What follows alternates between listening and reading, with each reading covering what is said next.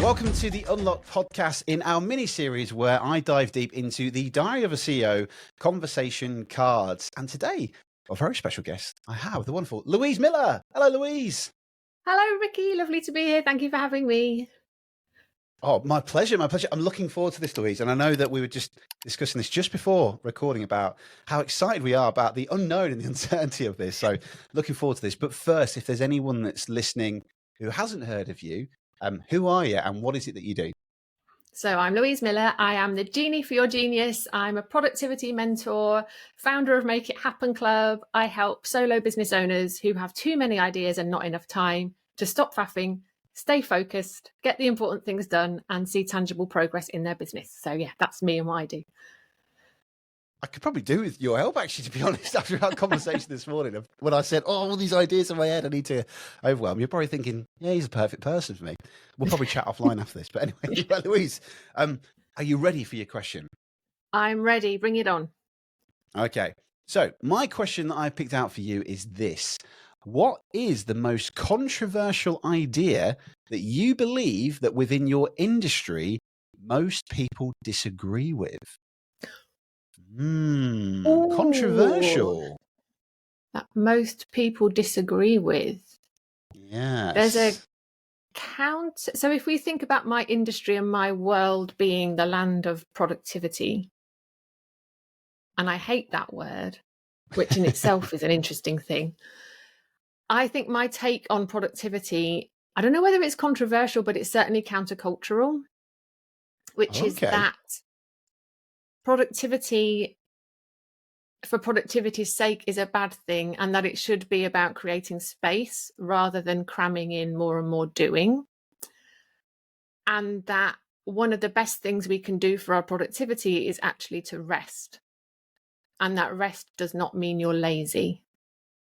So I don't know whether that's necessarily controversial, because I know a lot of people will agree with that in principle and will understand it in their heads. But when it comes to actually doing it, not so much. Does that strike you as a controversial thing? Has that answered the question? Well, I totally get it. Because there's that whole thing about, I'm going to be really productive today and I'm going to smash through my emails. But you know that once you get through your emails, you get more emails coming back in because people respond. And you think, so it's counterproductive, really, isn't it? It doesn't really make sense because you think, I'm going to get, like you just said, I'm going to do more stuff. It doesn't make anything. But I love this idea of what you mentioned about creating more space. So tell us a little bit more about that and what that kind of means, really. Yeah, so I think if you asked anyone to define productivity, they would say it's about doing more in less time. And I don't like that. And it immediately makes me get into panic mode because it feels like you're setting yourself up in opposition to or in battle with time. And you're never going to win that one because time's going to keep on turning. So yeah, that whole thing just makes me go, no, constricted, don't like it. So, and that for me made me ill when I was looking at productivity that way. I spent 15 years of my working life before I started my business running around like headless chicken, rushing about, trying to do all the things. The more I did, the more people gave me to do. Going back to what you were saying about emails, you know, if you're good at what you do and you get it done quick, they don't tell you to go home and have a rest. They give you more. So that was kind of my experience. And that led to me burning out and getting ill, being signed off sick by my GP, which is, you know, in hindsight was a good thing because that's how I've come to be doing what I'm doing now. So when I did start doing what I do now, I had a bit of an existential crisis because I was like, how can I help people be productive? Because I know that's what I'm really good at when I don't like the idea of being productive because that's what made me ill. Yeah. So that I really had to dig deep and reframe productivity for myself and for the people I want to work with to make sure that I am able to support them and help them get stuff done so that they can make the impact they want to make, but without it feeding into this narrative that your productivity is anything to do with your self-worth. So whenever I give a talk or anything like that, I always start by reframing productivity as being, it is about doing what is important as efficiently as you can in order to create space for the life that you love. So you're getting things done, not to do more doing, but to go and live your life and enjoy the life you're living now, rather than wait until you get to some mystical, magical destination before you allow yourself to enjoy yourself. Mm. So Oh, yes, that's kind of underpins everything that I do. that's really interesting because I've been looking into some of this recently with. I'm a big fan of Oliver Berkman's model of the 4,000 week model, and Yeah. he had a course I think on BBC Maestro I might have seen a while ago, and he talks about the idea of intentions and stuff like that, and it just seems that the world is rapidly busy, isn't it?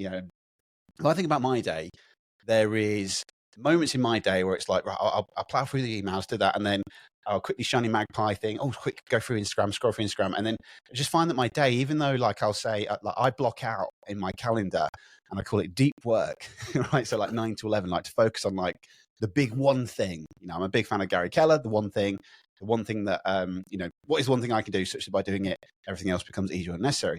But I just then find like even though I've got those blocks for free, they get taken up, and you get to the end of the day thinking, well, I planned myself a day here to focus on some really good stuff, but it didn't happen. What happened? So I don't understand, like, why does this happen? Like, we just need to be more focused. What is this top tip to like be super productive and, like you said, focus on the things that are important? Yeah, I think the biggest tip is to slow down and to take a pause and allow yourself that pause so you're not immediately stopping one thing and starting something else, because I think that's when we end up not being intentional, because we're just jumping from one thing to the next and we haven't stopped to consider, okay, I've got an hour. What am I going to do with this hour? Getting really clear on what it is that you're going to do. And if you can, I mean, it doesn't need to take very long, but link it back to what your vision is and what you're trying to accomplish. And doing this thing is going to help me move forward because, try and find this bigger attachment to why that thing is important. And I think if you can do that, that will help you stay focused on what you're doing.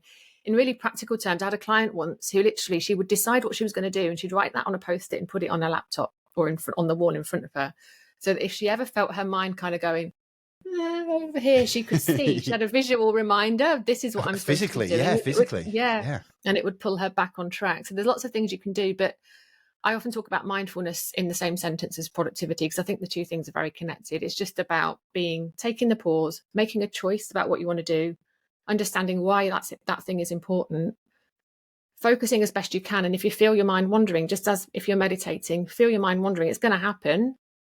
Pull yourself back, and the more you practice, the quicker that gets.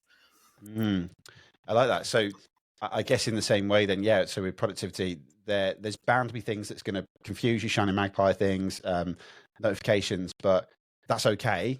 But it's just practicing going back to what's important. I love that. Yeah. And I love the whole Post-it note. There was a phrase I used to use. I used it massively last year. A great NLP phrase, which is this action going to produce the outcome I'm looking for? If the answer is no, then stop doing it, So there was loads of things. So I actually paused the podcast for a year because I was like, I've got my daughter to look after. She was 1 at the time. And there's loads of things that I'm working on, multiple strands. And it's like, okay, is this going to produce the outcome I'm looking for? And the answer at the time was no, it wasn't. But I've since come back to that because I'm like, actually, yeah, these are stories. They create content for speaking on stage or a book one day, but also it fits align the values of fun. So I'd love to ask you this question, Louise, about how can we balance productivity but still be aligned with obviously what's important around our values? Because I see so many people out there that are just getting lost off the path, doing so many different things, overwhelming, burning out, and not losing, they're losing sight of what was really important at the first part of, I started this business to be fun. It's not fun anymore. So how do we solve that? Oh God, magic one time. So you're going to hate me for this, but it all comes back to the pause. I think the pause is the most important part of productivity, and we can't just do it once. We need to do it over and over again. So, well, obviously the very first thing is to know what your values are. You need to take that step back first and understand why you started your business, what your values are, what you're trying to achieve, and to an extent how you're going to achieve that. But that in a way is secondary. But if you do that once in January and then you don't think about it again until September, chances are you will have gone off on a wonk and you will have found yourself doing things that don't feel good, So that's why with Make It Happen Club, we need to pause every single month and go back to that first principles thing of, what are my values? What am I trying to achieve? And if you do that often enough, it's much more difficult to find yourself suddenly way over here when you thought you were going over there. So I'm waving my arms around. That's not helpful, but you know what I mean. Yeah. I just tickled me there. Sorry, wonk. I don't think I've had wonk mentioned on the podcast, but yeah, I've been on many wonks on this in these last couple of years in my business. I love that. So just to reprise what you said there, so to be like super productive, the power of the pause, realigning the value. So probably, maybe, I'm assuming that not just like you said, do it in January, but maybe every quarter or every couple of months, just let's go back to what was really important, so you don't lose sight and go off on that wonk. Because I've done that before. January, super focused for this year. This is what I'm going to do. And then you get to like December, you think, oh yeah, the year's gone now, but I didn't do what I was set out to do. So making sure, probably put blocks in my calendar. Say, right, quick pause. Let's review stuff. Anything else you might add? I think the other thing that I know a lot of people find difficult, and you might relate to this as well as somebody with a very busy, ideas heavy brain, is the choice. So in the progress cycle, which I haven't got time to go into now, but the first 3 parts are pause, reflect, choose. So you take the pause, you reflect on your values and all that good stuff, and then you need to make a choice. And I think creative people find that really hard, because it feels like choosing a favorite child sometimes. How do I pick which one of these ideas to run with?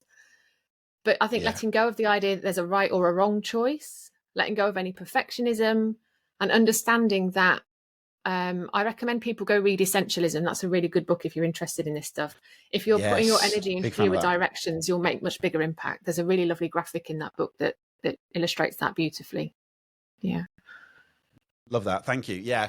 I actually had, you remind me of doing some insights a couple of years ago, Myers-Briggs. I did one recently, Belbin, and it came out and said, Ricky will love the start of a project where he can be really creative, but then might start switching off halfway through. So I've definitely got to take that away and start prioritizing things. But last question, Louise, for you, as we do at the end of these conversations, is what would you like our listeners to go away and think and feel based on what you've just shared?